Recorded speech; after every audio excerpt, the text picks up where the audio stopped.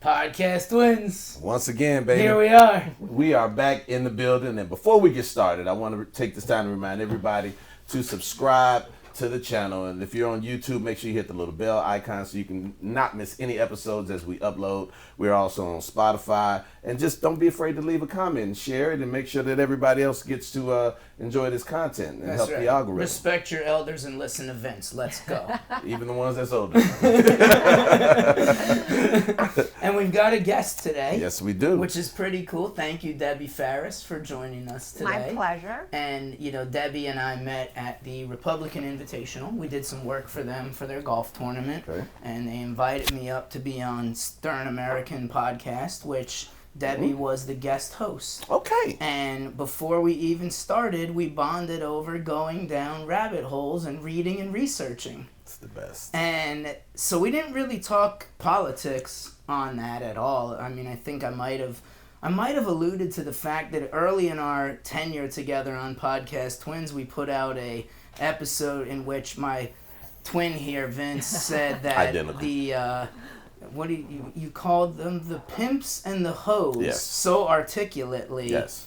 And, Debbie thought that was funny. She came up and we had lunch with Lou and Nick here at Winners. And, Okay. and we started talking. And two things kind of struck me.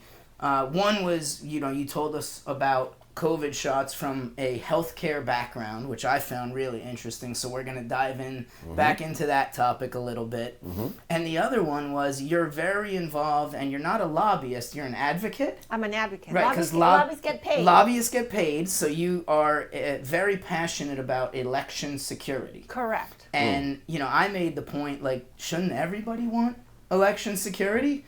And she said something along the lines of, spoiler alert, Republicans cheat too. And I was like, okay, fine. So at least we know that these politicians are doing dirty stuff. Right. Like, we're aligned there. Right. And that's it. So, we were going back and forth. I sent you guys some of the podcasts that Debbie does. I listened to 12 or 13 of them. I think we're going to have an interesting conversation today. For sure. She's well-versed in politics, big time on Doge, which might be the second episode. We might have to save that. That's the most talked about topic probably in the world right now, so we might have to save a whole episode for that. But let's start with the COVID shots. For so sure. Why don't you give us your background in healthcare, and then we'll get to what you tried to put out on. Let's talk. Yeah, so give us your background in healthcare first, so we can establish with our audience that you know what you're talking about. All right. So I am an industrial engineer with an international marketing background, and I got hired out of business school. I went to Rice University. I got hired by Baxter Healthcare. Mm-hmm. Now, if you don't know Baxter, that is a great thing because it means you have not been in a hospital. But if you've been in a hospital, all those IV bags and all of those tubes and all the plastic material most likely came from a company like Baxter. Mm-hmm. All right. So I like to say that we were in the healthcare space, but not the pharmaceutical. Mm-hmm. Back in those days, I was hired to work for Baxter in the manufacturing side of things, international manufacturing. Okay. So Baxter had its corporate headquarters here in the U.S. It's an American company, but we had presence all over the world. And we had, here in Florida, was the headquarters for what was called then Rest of the World.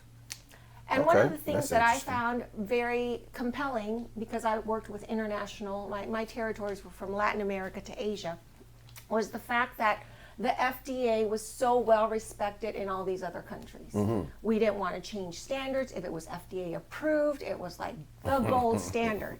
So, and now I'm going to date myself, but this is in the early 90s. So back in those days, the FDA was considered the gold standard at a global level. Mm-hmm.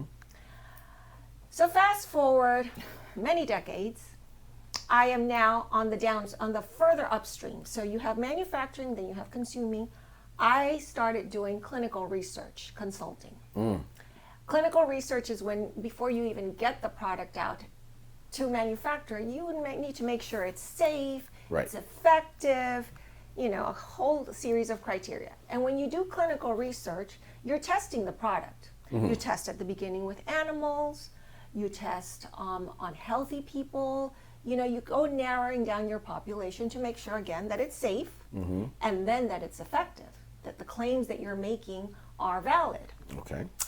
So when you're testing something in clinical trials, and at this point I was working on a study on something that you would place on your shoulder. It was exterior to your body, and it emitted magnetic waves, and they were just trying to see if it was going to be as effective there as it had been on the knees. I noticed, and I was learning this part of the business, I noticed that we were very strict on not having pregnant women or even the possibility of pregnancy in those subjects that were part of the clinical trial. So there's all of these issues that you have to pre-sort and pre-select before you have a population that is apt for the clinical trials. This is happening as the COVID vaccines are rolling out, and the whole thing is rolling out. So a few things that I observed. So we were already into COVID at this point. Well, let me backtrack a little bit. Okay, yeah, Because already there was something, right now I don't know if you guys are, and I'm going to write an article about this, but it's a 5-year anniversary since COVID rolled out. March 13th. March 13th, 20th. March 13th, yep. Yeah, I was supposed right. to play in a charity golf tournament that day, and they closed all outdoor activities. Yeah, so we're at the 5-year mark of that. And of course, a lot of us, we did the 2-year stop the curve and the whole thing. And I recall more or less around late May, late May, one of my good friends had served as a UN peacekeeper. He's French Special Forces. Is that May 2020 or 21 at this point? 2020. 2020. Okay. 2020. Gotcha. So we're in the throes of COVID. We're in the heart of it. In the heart of COVID. We're still locked down, actually. Most of the country's locked down. Maybe in Florida we were allowed to roam a little bit, but this was May. So my friend who's been in Special Forces, and the French, they have all these territories in sub-Saharan Africa. So it's very normal for them to be taking malaria pills. Right. It's, of course, you're deployed, you're going to have your malaria package. Because you don't want malaria. Right. Yes. And so vaccine of sorts. Well, and the malaria pill is something that is consumed very regularly in these countries. They actually call it the Sunday pill. Because every Sunday you take one once a week. Okay. So he calls me up and says, you know what? His name is Dr. Didier, and he was like the CDC guy for France. Dr. Didier has found a cure for this. It's the malaria pill. So that was interesting. It was in my radar. And then all of a sudden you hear the media blasting Trump for recommending hydrochloroquine, which is the malaria pill. And they said it was dangerous, that it was unsafe. You should drink bleach. And I That just was thought what it to turned myself, into, right? that was the first signal that I thought to myself, it might not be effective. We don't know that. But you can't say it's not safe. This is a pill that has been out around for like 60, 70 years. Yes. And you're giving it to your troops and everybody. You cannot say, it's like aspirin. You cannot say it's not safe. Right. So that was my first little red flag. So fast forward now, we're into the vaccine development phase. Okay. And we start noticing. So this is probably now June, July? Yes, June, July of 20. No, now it's 2021. 2021. Well, actually, it was beginning of 2021 because that's when the vaccines start to roll out. Okay, Remember? rollout period. Okay. It starts rolling out. Yes. Some people are taking it, right? And you start with certain populations. Now, when you have something that's experimental, like a vaccine like this, you naturally, the way you roll these things out is you say who absolutely needs it. Right. Who is most at risk. Right. And that's who, it's you weigh, it's a weighted decision, and you say, I'm very much at risk for developing COVID. This is a possible alternative. That's a good population. Right. But you don't just give it to everybody, much less children. So that's what we started to observe. And then I recall in the summer, I couldn't understand why ivermectin now was getting maligned. Ivermectin is also a very well-developed medication. The inventors of ivermectin won the Nobel Prize for medicine. Okay. And been used for years. Now it was all of a sudden being called a horse pill. Like, these things were not making sense. So this is what I was telling Drew. Because I'm in the clinical research area, I'm asking those that are in the business, what is going on here? And the reality is the following. When you have a vaccine and you want to get an experimental use authorization, a EUA, you have to be the only alternative out there. If there is nothing else, then you get that EUA. Now, that EUA allows you to market it. Say it again for the people in the back. I don't think they heard you. I don't think they heard you. The experimental use authorization. Okay, and that allows you to market it. That's the key word, that M word, right? That's And, what you're and it looking was for. a bait and switch. I'll tell you why. Because that is not FDA approval. It's not an FDA approval. It's an experimental usage authorization. And temporary. Approval. It's temporary. Yes. But people did not make that connection. No. So now you have this experimental gene therapy, because it's not a vaccine, it's a gene therapy, it's experimental, it's never been used, and now everybody and their mother is taking it. So I have two questions, if I may start. I'm just gonna take a breath. All yes. right. So I love her. the first one is, I'm glad. I'm glad. So the first question is, I mean, it was obviously driven by money, but what's the goal of this thing? If it was that, you know, I get it. Pfizer made some billions of dollars, and they can't be sued because they got some mythical, whatever, No, because It's not mythical. absolution They or have whatever. absolved. Reagan passed the Vaccine Act Yes. in 1986, I believe. 5 or 6, something yes. like that. And so this exempted all of these vaccine manufacturers from liability if it was on the children's schedule. And there's a lot of FDA rules and whatever, but at the end of the day, these manufacturers are somewhat exempt of liabilities. Oh, it's not somewhat. I don't know the details. They are absolute exempt of, and the word is injury. Injury and up to death, they are exempt because they did it for the greater good of the people. And so, yes, they are exempt. I think there's only one or two little small magnifications, but overall, they are pretty much exempt. Unless, and I might be wrong on this because, I didn't dive that further in this, but unless you can prove that they were fraudulent in their submissions. Right. I guess that's the one or two little little curveballs. Wasn't everything fraudulent in this case? I don't know. I haven't done the deep dive there. You got to get this. It's 100% effective and safe. 5 weeks later, it's 95% effective, but don't worry, it's safe. Listen, this was the scariest, but the most conniving scheme of our time. In my opinion, that's just the way it came down. It's no way that everybody was healthy in December. Everybody, massively healthy in December. But I'm sure each one of you in this room knows somebody who pretty much was showing COVID symptoms by January of that year.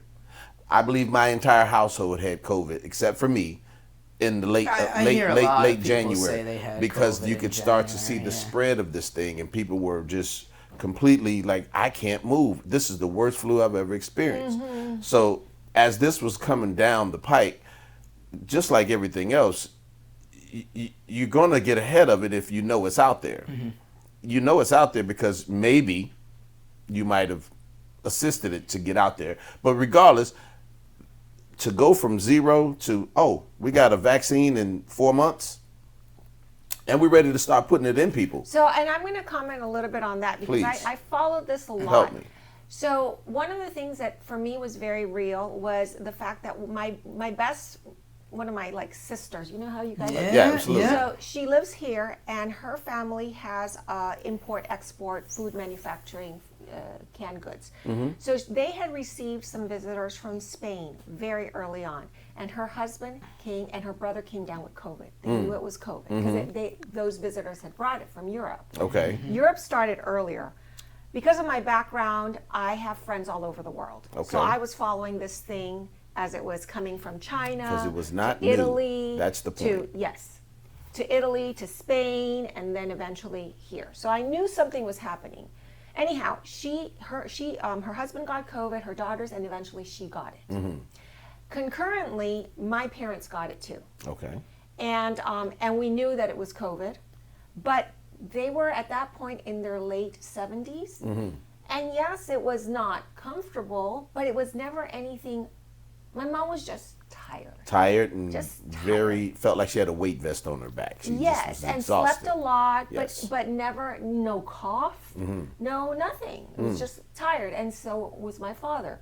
We actually found out that it was COVID several months after, because I said, you need to get your test for the antibodies. Right, antibodies. And when they had it, it was like, oh, that was Right. COVID that you had. Right. So I knew it was survivable, you know?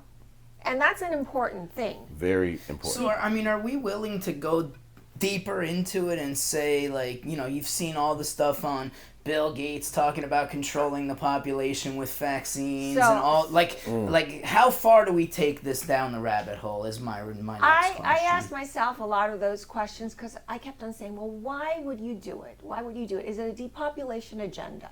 And logically, you're going to say no, because it's happening in the first world countries. If you want to really depopulate the earth, you'd be going to India or China or the slums in Latin America. So that did not quite make sense, All right? So that one, we're just doing some critical thinking. Right. And That's so all we're that doing. one doesn't Playing some tennis. However, this one is one that I still would ask someone, debunk this, please. Okay. Because There's your challenge. Here's- Debunk away. this. I'm open to, I would love other alternatives. I like it. But if you look at where this was very highly pushed, and you look at the European nations, let's think that the European nations, Australia, New Zealand, all have a very robust social security or entitlement system. Okay. A lot of the population is, especially in Europe, is socialist Right. countries. They're very dependent on government entitlements. Right. Not only like we have Social Security, Right. this is much more expansive. Now, what if we were to say that those systems are underfunded or are going to go bankrupt?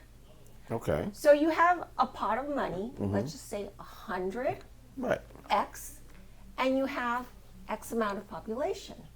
How do you balance that without social unrest when you don't have enough for the population?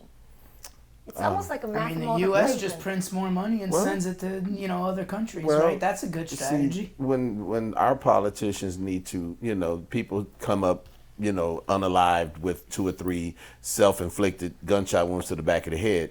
So it's too hard to do that. So this way we need to wipe out our weak population, our elderly, who's costing that. Yes, it's that's costing huge, and the walking sick. That without causing civil unrest. So, hey, you might be sick in the hospital. Might have been something that you could cure from, but once this heavy immune thing got on your back, a very gentle way to do it because it's tapering it off. You had your sudden death, then that happened, and no one questioned that because we were under censorship because we had a lot of sudden deaths. we did, which I still question. Now you have 2 or 3 years later, the turbo cancers. That's another after effect. Half the people I know got pneumonia and are in and out of the hospital now. So And where did that come from? A weakened immune system. I guess. That's got to be part of it. Because when you look at where that spike protein, you know that the spike protein, there's no turning off mechanism in your body once your body is producing it. Okay, hence the long COVID.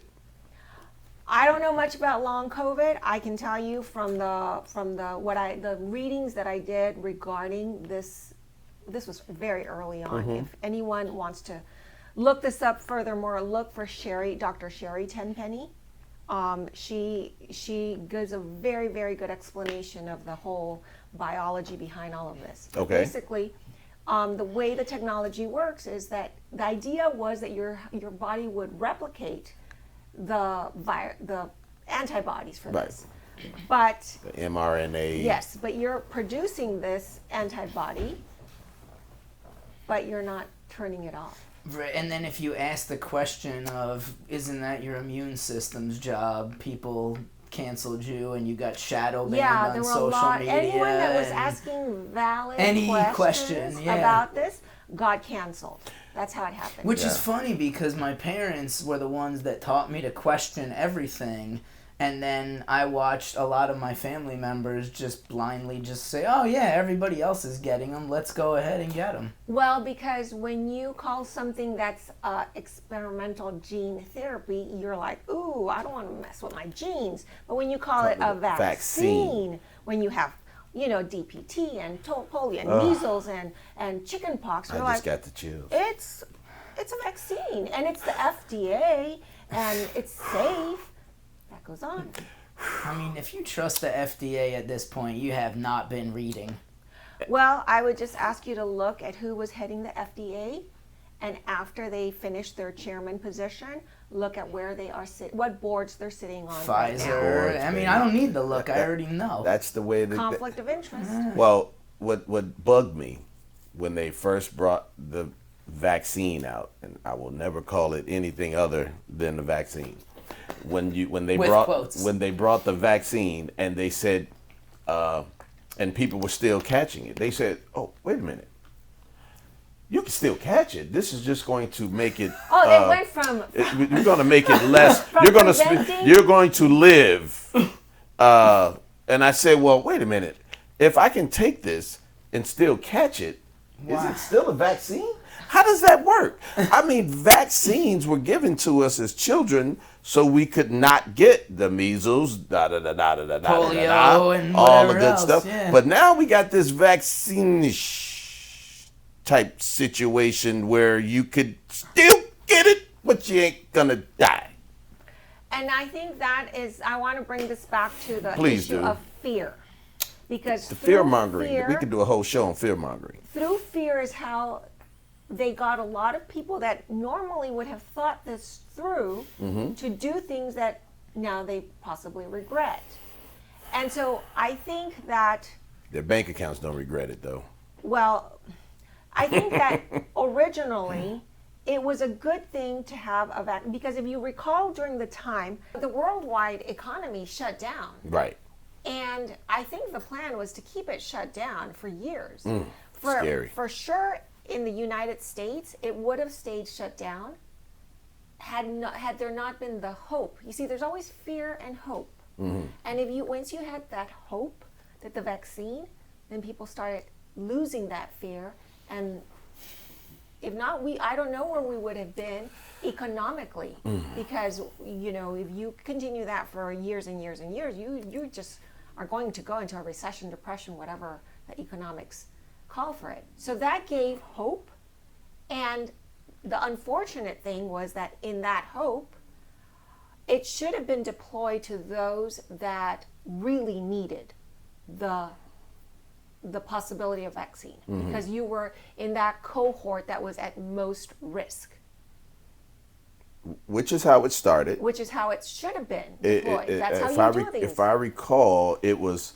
it was 50 and over. No. 50 was much later. It was like 67 and above. Then it dropped from 62 to 67. It went to weird increments like that. But 67 and above with diabetes. With diabetes, right. Overweight, right. with pre-existing conditions. Yes. Correctly. Absolutely. Where it went horribly wrong was when it was being given to the young, the athletes, the college kids, mandating this on college campuses. But you had the 60s, before we even made it that far, you had the other 60s that was saying, but I want it. And so, believe me, there was lines and lines of people as I was administering these jabs to people, hundreds a day, just me. Not alone, we had a fairgrounds full of people doing this. So we were doing thousands and thousands of people per day begging for it because of the fear mongering that was going on from these mainstream media channels that was telling you, well, if you don't get this, you're going to die. or you're going to make grandpa die. Yeah. Oh, or yes. you're gonna be Yes. responsible for Yes. them. Yes. Because we had the discussion of not being invited into the family home because you're the non-vaxxed, you know, and then you had the situation of I've known people who really did lose their jobs during that time period. They were like, well, you can't come in there. If you worked anywhere in the hospital, you didn't take it, you were out of work. So I'm going to say, you know, when this was being rolled out, I didn't understand the process of the FDA approval. That's like, you know, it's quite complicated. But I was in the industry of people that were very familiar with FDA regulations. So I asked them, what is going on? And everybody that was in clinical research said, we're not taking this thing. There's something funny going on with this. Yeah. So that was the first. And then after that, as you started to follow the, you know, how the whole thing was being rolled out, it was not making any sense whatsoever. And that's where I think a lot of us started to be very cautious. Now, on the other, and of course I was doing a lot of research. Now, bear in mind, I come from the manufacturing side. Right. So for me, there's certain standards, there's certain production standards and all of that. And this was other research that was coming out, that the lot numbers had very inconsistent results within the same lot number. So I'm thinking, you know, this thing is going to go in my body. And I'm going to put something that doesn't have quality control in, and it can change the genes. Sure. Like, you know, this is where the critical thinking, I found there was an absence. Because no one was thinking about these things, and if you talked about it, you were canceled on Facebook. Everywhere. Oh, that was another thing that I saw. There was two groups. One was 120,000 members, and another one was 80,000. And they were reporting their vaccine injury cases. It was just a reporting of that. These were real people. They were taken down immediately. As soon as it grew up, they were just canceled. Yeah. So the because you might develop a community, and once you there get was a community, there was a community. Once you do that, you now gain power, and then you start creating movements, and they didn't want that, so they're going to go ahead and even though Mr. Z claimed I wasn't doing any of that on this, Facebook's an open platform. Suddenly, these groups disappeared. They were canceled. I mean, I was, you know, you saw them one day, and then you did not see them the next day. They were gone. So that's why you can see why this MAHA movement, Make America Healthy Again, there's a lot of people that for different reasons joined.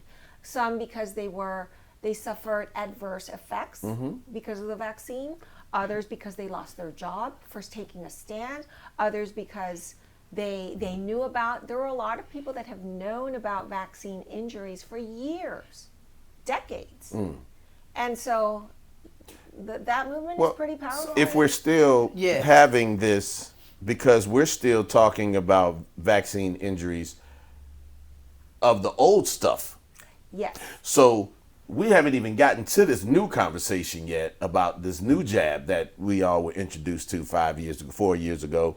We're still having problems, and that's where you know, RFK here is having his old stance on.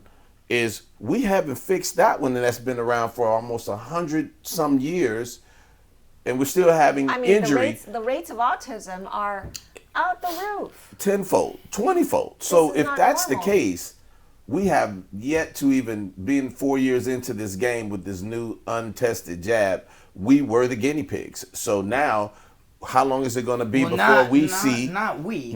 We as a people. Me and Debbie are in the control group. You are in the control. So, but I'm also of a situation where, as we was talking with Chief Sam the other day. Are you vaccinated? Yes, because I was pushed in because of my career. Of course. And they were saying, you know, literally I had to make a career decision. Yes, because it's your retirement, your pension, everything. Your 20 years that you've put into And it. so I was pushed into a corner. Although when I took it, my levels was because I had COVID, so my antibodies were sky high, and they were like, "Well, you probably want to wait till they come down before you take it." I'm like, "But that's not coordinating with the timeline," because I went every 2 months and tested my my levels. See, that's another and thing. they were still high. Under a typical, like, once you have I don't know if you guys Go ahead. realize, but you know when kids had chicken pox back Right, in the day, right. they used to send other kids so that they would get it because it's a childhood disease. I did and it. if you get it, then you are now immune. So theoretically, not even theoretically, practically, if you had COVID already, you had the antibodies. I had it. Why would you get vaccinated? And that was my argument. I even Yes. took my antibody card Yes. to the employer and said, but per your medical people, I'm still rolling with this. Why do I Guess need? what? But Because of the policies. we're going to give you $500 though. We're going to give you $500 and you get the chance to keep, because now, I don't want to get into all, but yes, it became a pressure that you had to make a career decision at that point, because now we still had some people who held steady and was willing to walk away. I wasn't in that position. I had too many people depending on me. I couldn't, Yes. walk away. So it was the scariest time of my life. And I was angry because the choice was made for me. Yes.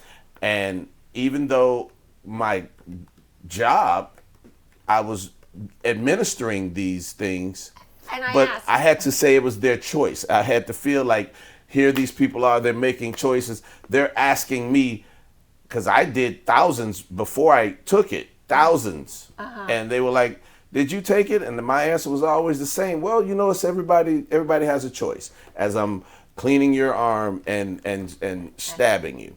But it was their choices, and it was driving me nuts. Choice. It really wasn't a choice. It wasn't a choice. There were, for you, it wasn't a choice. For the young kids that were told, well, if you don't take it, you can't come to class, or you've got to do Zoom. Yes. It wasn't a choice. Wasn't a choice. It was really enforced upon the population, and very few were the ones that were able to resist. So how does the medical community hope to get their trust back after something so egregious?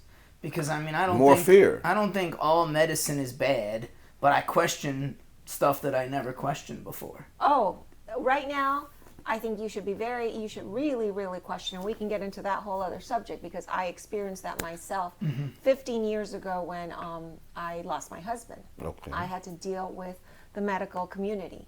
And I realized that this is a long time ago, that there was not an integrative approach to an issue. It's gotten much worse right now.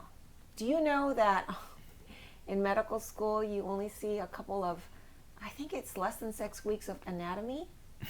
You'd think that as a doctor you need to know the difference between a ligament and a tendon, right? Anatomy, physiology, things that, Gray's Anatomy, that is like that large of a book and really small print. Now it's done in 6 weeks. Yeah. So we have a lot, we have They big issues with the they have a medical big community. another subject they study even less. Nutrition. Nutrition. Yeah. One full clinical day. Well, you talked a little, you kind of alluded to the Make America Healthy thing. Yes. Which I think a lot of people that, I don't care, if you're not so anti-Trump that you have to disagree with everything that he does, I think the principles that, RFK talks about are probably in the right direction, but I don't know that I believe he's doing it the right way. I haven't really And- gone into what RFK is doing. I can just tell you because I have been very deliberate. As a young widow, once my husband passed, and my kids were all under the age of 10. Okay. So I'm Oh, like, wow, I'm mom sorry to has hear to that. be really good Yeah. because mom is the only parent. Right. So and having experienced the debacle of the medical system, I've been very intentional about my health and my well-being because I had to be Right. as the only parent. So I've been following a lot of things and I question a lot. Yeah. So I can tell you that our nutrition is terrible. Our medical system is terrible. We can't trust the authorities right now Yeah. because they're approving things. I know from clinical, Harry, you're going to love this. I know from clinical research, one of my colleagues was telling me that there were 3 or 4 cancer drugs on the table, and she was working with a researcher. What happens is you as a doctor, if you have a good, thriving clinic or practice, you are approached because you have a group of patients, and you say, hey, would you want to do a clinical trial? And there's, of course, compensation for all of this. She has virtually seen a well-esteemed oncologist take the drug, not the most promising one, but the one that's going to pay them the most. Absolutely. So, Absolutely. from the from what they choose to research to what gets on the table, it's Well, then it's who funded the research Well, now, Exactly. too, right? I mean, So that Yeah. takes us back to the pimps and the hoes. yes. the pimps That's and really hoes, what it comes there down is. to. At the end of the day, look, I'm a man of morals and character. How much? I just became your hoe. You are now my pimp. But that's what it is. They say, look, we're going to give you an opportunity to set your family up for generations. Ignore what's going to happen. You got to make yourself feel like it's a good thing. But that's not what's happening. Only thing you're doing right then is selling your soul, selling it for Your your integrity. You're for selling your your personal for personal gain. So again, when you break it down to it, it's the oldest profession in the world, pimps and hoes. When this whole earth blows up, the pimps and hoes gonna be the last ones working. Like the roaches. Just like roaches, right there next to the roaches. Matter of fact, already And, on top of the and roaches. Twinkies will survive because they're not real food. Right. So I mean, but this is it's when they say everybody has a price. That's basically what it means. You're as a doctor here representing your people. You're that easily swayed to sell out the health of your people who depend on you, who literally listen to you like the world depends on it, and you're willing to go out there like I think there's for doctors obviously I know a lot of doctors that had a lot of integrity throughout this thing. They were canceled, they've suffered personally. They were told they couldn't practice anymore. One of the bad things that happened is that when that generation of doctors said no, and the hospital said you've got to comply, a lot of them retired. Yes. And right now, if there's any advice that I can give to an audience, is look for a doctor that's 60 years or older. There you go. Because if they're younger, their education is. It's funny. You just went through red flag after red flag after red flag after red flag, and And they're taught to come in and make as much money as you can. I mean, Well, and we want them to be prosperous, but my goodness. No, it's a little bit more complicated because when you go to medical school, by the time you graduate, your bills, the cost of that education is over $1 million. So you're kind of shackled because now you've entered practice, but you've got the student loan. And if you don't do what's done, your accreditation, your bar this, your whatever certificate of that gets stripped away. and you wasted $1 million bucks So you're now in you're 10 years. stuck because you've got this education, but if you don't have your accreditation, you can't practice, and now you can't pay off your loan. So doctors are really in a there needs to be much more substantive reform to the whole system. Yeah. I mean, are we well, here, first, how do you think we're going to get controversial? Now we're going to try and throw Trump under the bus. So, hold on a second, Vince. So, how do you feel like Trump handled the vaccine in 2020, 2021, 2022? What do you feel like was the good things that he did? What do you feel like he could have done differently? So I think that when you look at the big picture, the country shuts down, there's a recession coming. It was a good thing to have this vaccine. I'm just going to put it out there. Okay. Because it would have, if it would have been deployed properly, it would have dispelled the fear, and it would have taken the economy back. Well, the economy came back. But if you recall, Trump always said, it's your choice. It's your choice whether you're going to vaccinate or not. Yes. What happened post-Trump is that it did not become your choice. It was mandated. Okay. And that's where it's not on Trump. It's on whomever was the media that was colluding in getting this out. It was the different authorities. It was the American Medical Association. It was the Department of Health. Whatever authorities were in place at that point that were making this a mandate, that's who we need to hold accountable. Because it should always have been a choice. And you should have been educated. You should have been told, you know what, Drew, this is experimental. We don't know how it's going to work out, but if you really think that you're at risk, you might want to consider this. That's the conversation that your doctor should have had with you, or your practitioner should have had with you. That's a lot of logic. And we don't function in logic in the United States of America. Well, but we can here in this room. But okay, and I agree. I think a lot of that was, but if that conversation happens, these companies don't make the profits that they made. They don't move the product that they are producing in emergency quantities. And so they're violating the deals that they made with their politician friends to get this thing out, because again, it started good, but then it became American, meaning we got to make as much money as we can because this is hot right now. We got to make this happen. Just like if you are diabetic in another country, you can go get your shot for $10. Here it costs you $600. I'll just put this out there. Pfizer, Moderna, Johnson & Johnson, AstraZeneca, and all of these companies were profitable before COVID. Oh, yeah, definitely profitable. They didn't need this to make them more profitable or not. Correct. Now, Yeah, but every billionaire wants to make another billion. Those are publicly health companies. I'm speaking of them even as a Yes. public health company. Look, I bought their stock, all of those companies, because I was going to ride that wave right along with them.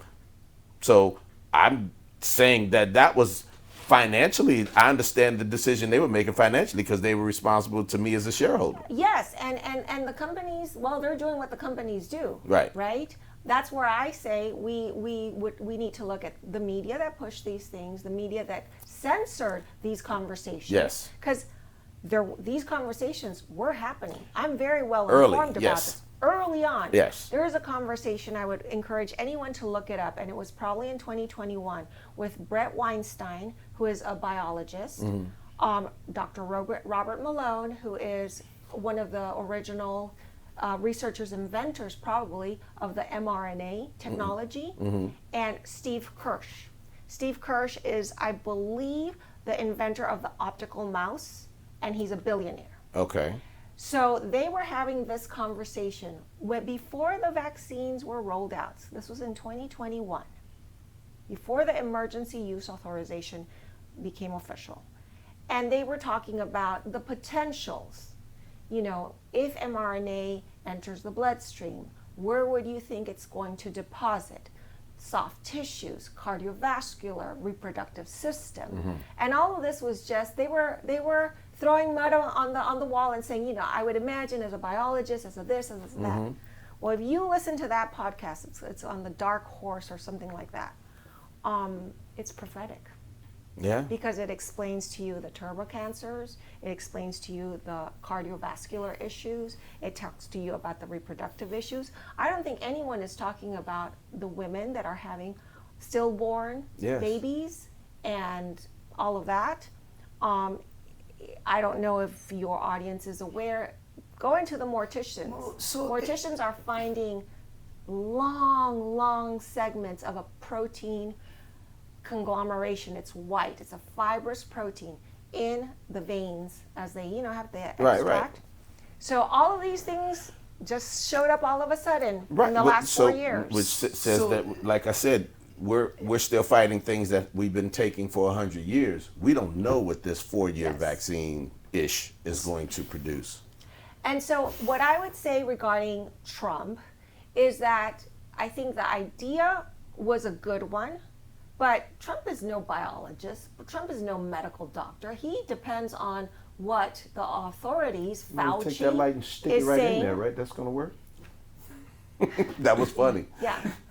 What his experts were saying. So, well, my answer is very simple with the Trump issue at the time. I think that they would have been happier had he just followed the script. But, he takes that script and be like, I'm going to wing it.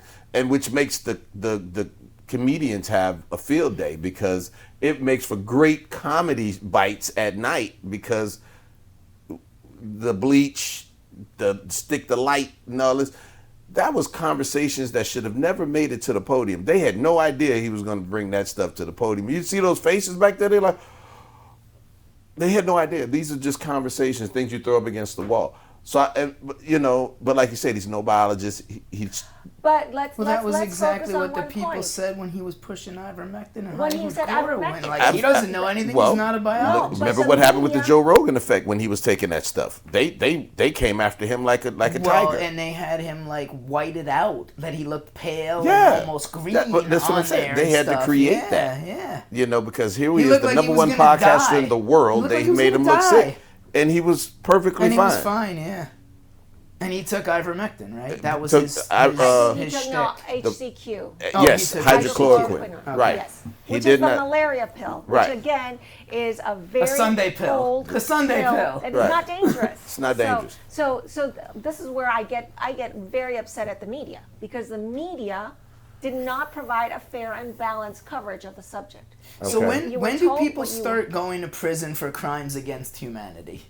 That's what I want to know. I think always. No, but like I want to see prison time and really that executions. Accountability. I just think it's a lot of accountability. Yeah, And I hopefully don't- we get to see that. Well, Like I will Fauci's submit. not in prison right now. You got to be kidding me. Fauci is living the life. You his gotta best be life kidding right me. now.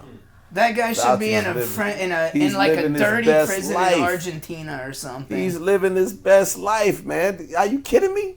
First of all, he was already the highest paid government official in the country at that Can time. we get Fauci for prison shirts Hey. for Podcast Twins? And so he is absolutely living his best life. And what did he do? He grabbed that parachute and was like, "I'm out."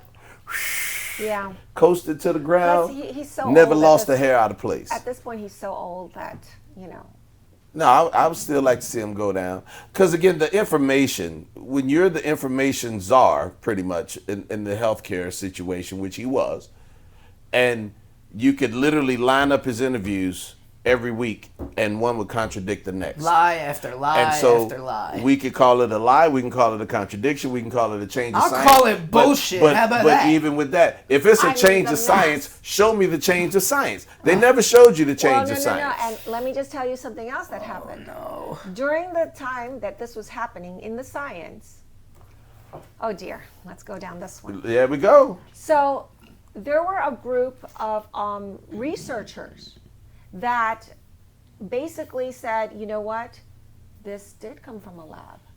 Could we have created that? And they amended all their papers. So you couldn't even You mean the trust- actual the Yes. disease itself? Yes. Okay. So they actually amended their research and did not expose the origins of COVID. No. I have to send you guys that. I did a deep dive on that. I'll send it to you. But it's fascinating. So at that time, and because a lot of these scientists were being paid, they had grants. You see, scientists work on grants. Right. And these grants were funding their research. And that's where the whole Doge things come in, because a lot of the grants are different than contracts.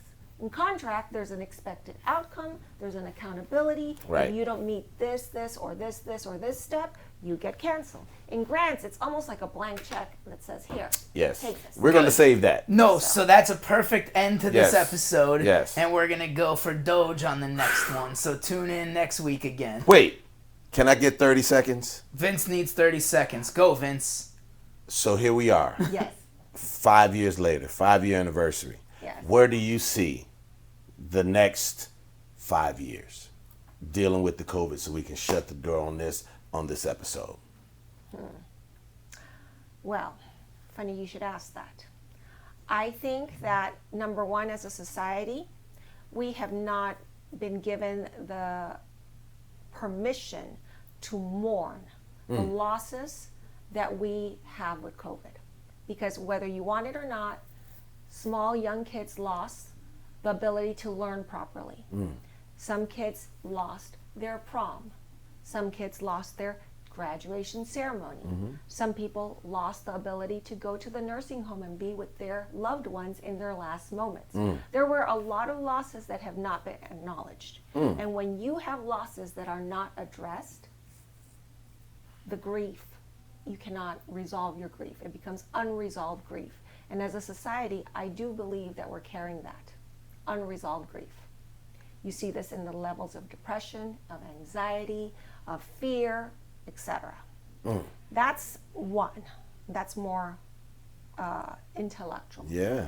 The other one that I really am concerned about, and I have experienced this myself, is I experienced young widowhood.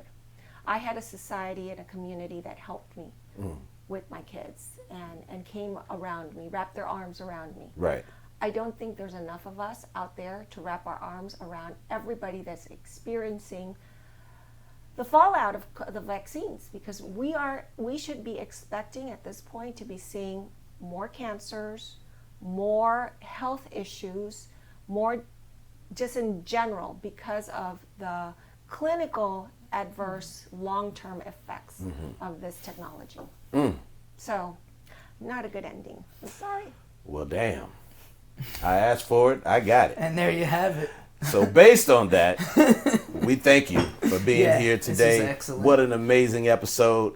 Look, we're going to have more off-camera conversations. And I'm not an expert on this. No, I'm just telling but you. this was good enough. okay. So, It's matter of good. fact, Talk about the book. Yes. briefly, go. So I wrote this. I'm a young widow. I lost my husband when I was, I'm not going to say my age, but my kids were young. So this is a memoir of the first year of widowhood. And I wrote it because I received a lot of blessings. So I want it to be an inspiration. I want it to give people hope. I want people to understand how a community can help someone that is going under, the loss of a spouse. I also talk about addiction and those deep, dark things that happen. So, And where can they find it? On Amazon. Okay. It's called Beyond the Breakpoint by Debbie Faris. Beyond the Breakpoint, Amazon. It's on Amazon. All right. Thank you again, With Debbie. that, thank you for being here. We're going to have another meeting with you.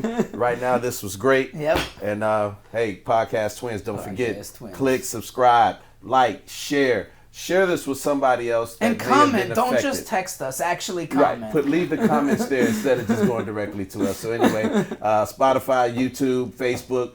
Please make sure you follow the Podcast Twins. We appreciate everybody. Peace.